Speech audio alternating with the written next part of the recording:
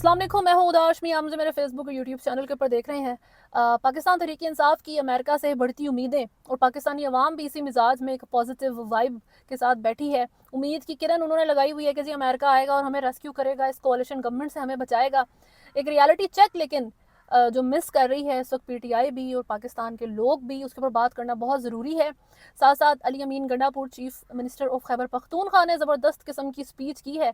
उसके अंदर उन्होंने क्या डिमांड्स की हैं और जो इजलास के अंदर उनके साथ एक बदतमीज़ी की गई है एक खातून की तरफ से, उसके ऊपर बात करेंगे। इस्लामाबाद हाई कोर्ट के जज बाबर सत्तार ने ब्यूरोक्रेसी को जो थप्पड़ रसीद किया है, जो शायद उन्होंने कभी ख्वाब में भी नहीं सोचा था कि ब्यूरोक्रेसी ने कि हमारे साथ भी कोई इस तरह का मामला करने वाला जज पैदा हो सकता है। उसके ऊपर बात होगी। एमल वली खान और हामिद मीर और इस तरह के लोग जो इस वक्त मुल्क के अंदर बैठ के एंटी आर्मी ऐसी स्टेटमेंट्स दे रहे हैं कि वो ओवरसीज़ पाकिस्तानी एनालिस्ट और व्लॉगर्स भी उस तरह की बातें करने से गुरेज करते हैं। ऐसी कौन सी फोर्स है जो उनको ये एनर्जी दे रही है? ऐसी ऐसी क्या जो है इनको श्योरिटीज़ मौजूद हैं कि जी मुल्क के अंदर बैठ के आप इस तरह के अल्फाज का इस्तेमाल कर सकते हैं।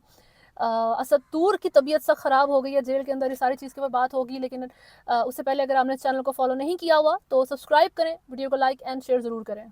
सबसे पहले पाकिस्तान तहरीक इंसाफ की बात करते हैं, जिनकी अमेरिका से उम्मीदें बढ़ती जा रही हैं कि हम ज़्यादा मेहनत करेंगे, ज़्यादा आवाज़ बुलंद करेंगे तो ये हमारे रेस्क्यू के लिए आ जाएगा, इमरान खान को जेल से निकाल देंगे, इस मिक्स चार गवर्नमेंट जिसको हमारे ऊपर मुसल्लत कर दिया गया है उससे हमें छुटकारा मिल जाएगा।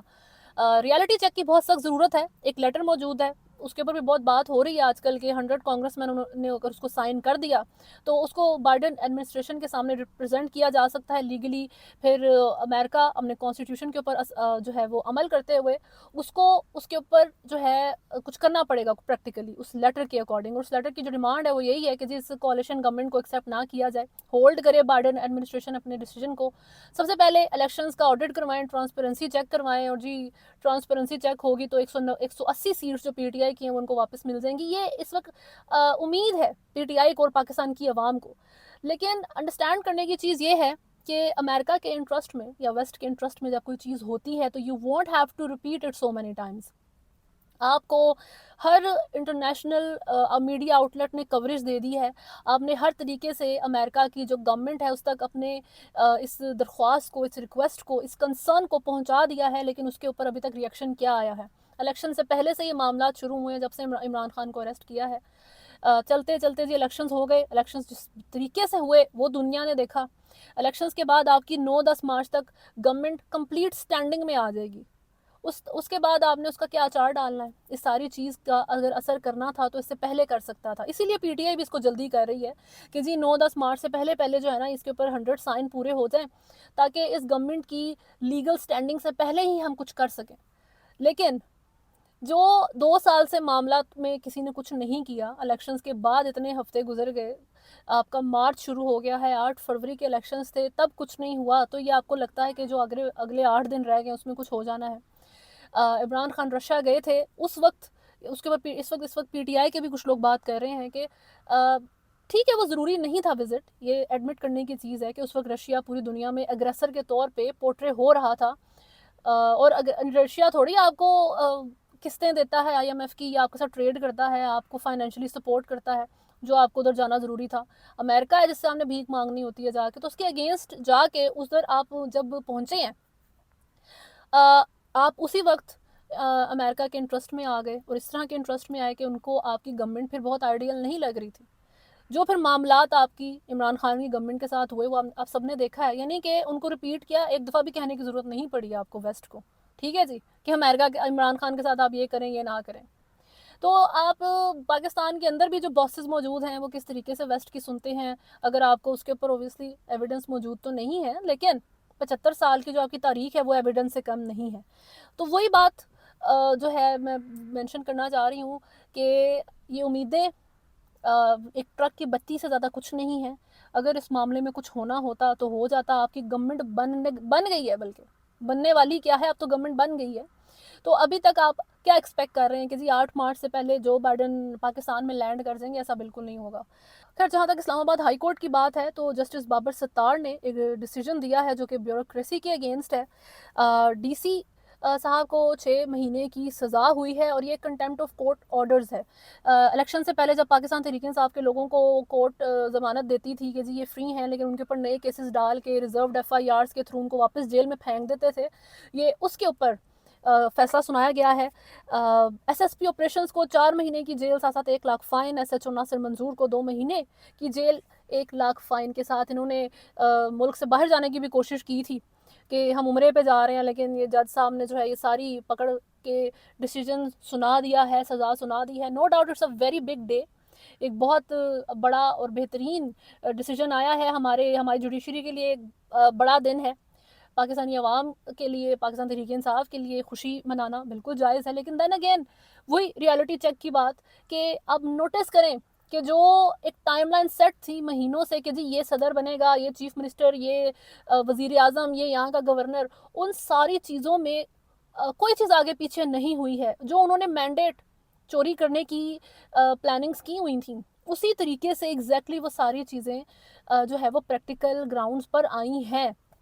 तो ये अभी इस तरह के जो डिसीजंस हैं, सेक्रीफिशियल गोट के तौर पे किसी को भी पकड़ के उसको 6 महीने तो उसको 4 महीने थोड़ा थोड़ा करके मसले बना दिए, ये एक ट्रक की बत्ती से ज़्यादा ये सारे मामलात कुछ भी नहीं हैं।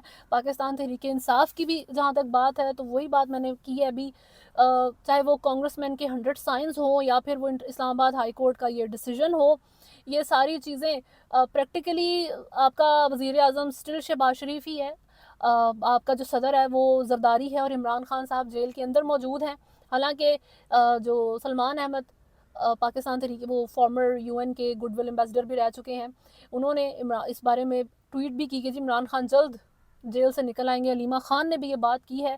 आई होप सो कि that this happens, but then again बात वहीं आ जाती है कि वो तब होगा जब ये जो गवर्नमेंट कोalition अभी आपके सर पे आई है उससे फ़ायदा ख़त्म हो जाएगा आपके बॉसेस का, चाहे वो आपके वेस्टर्न बॉसेस हों या आपके मुल्क के अंदर के इनविजिबल बॉसेस हों। तो जब उनका इस गवर्नमेंट से फ़ायदा ख़त्म हो जाएगा तब वो इमरान खान को फ़ायदे लेने के लिए जेल से बाहर निकाल लेंगे। तो ये टाइमलाइन ऑलरेडी सेट कर दी गई है, ये आपकी सेट की हुई टाइमलाइन के अकॉर्डिंग यहाँ पे कुछ भी नहीं हो रहा है।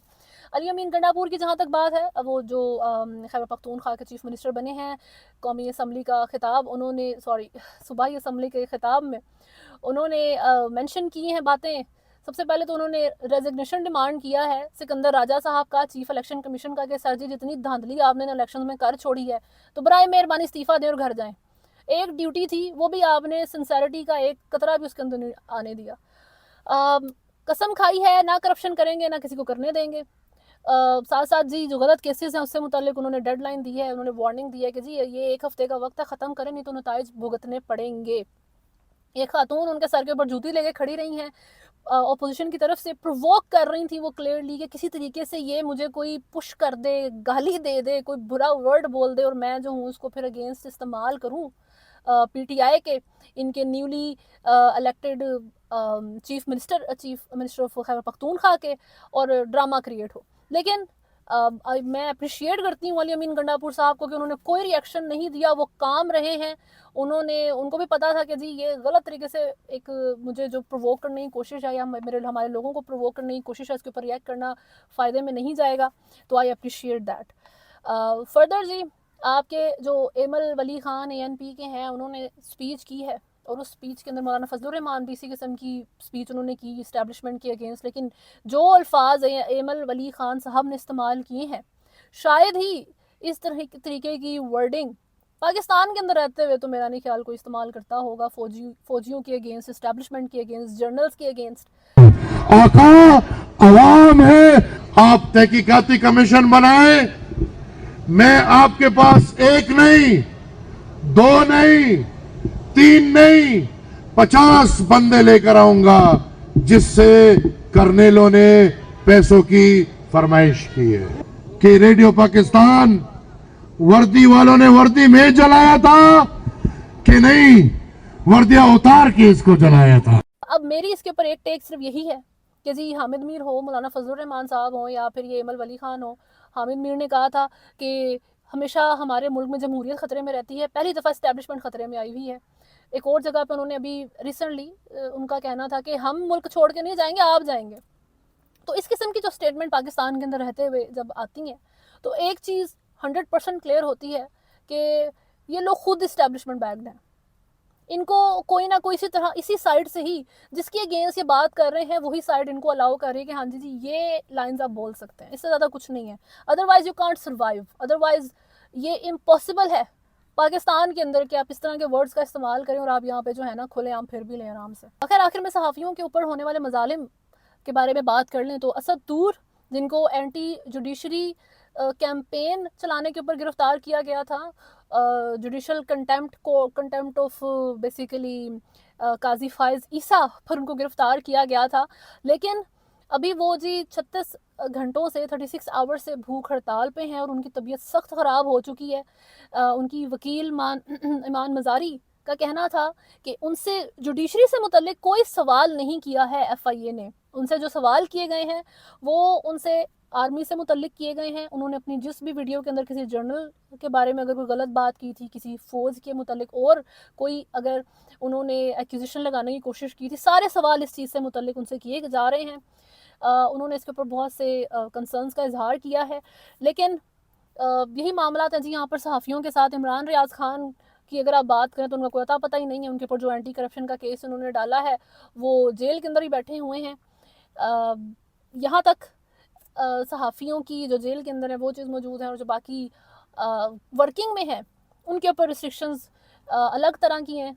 जैसे कल ही मैंने बताया था कि जी इमरान खान का नाम नहीं ले सकते, बानी PTI लिखना भी आपने बानी PTI है, बोलना आपने इमरान खान नहीं है, तस्वीर नहीं दिखानी। लेकिन उस सारी चीज़ के बावजूद कौमी असम्बली के इजलास के अंदर आपको इमरान खान का नाम भी दिखाई दिया, उसकी शक्ल भी दिखाई दी और उसके बैनर्स और उसके नारे, कोई कमी नहीं रह गई थी।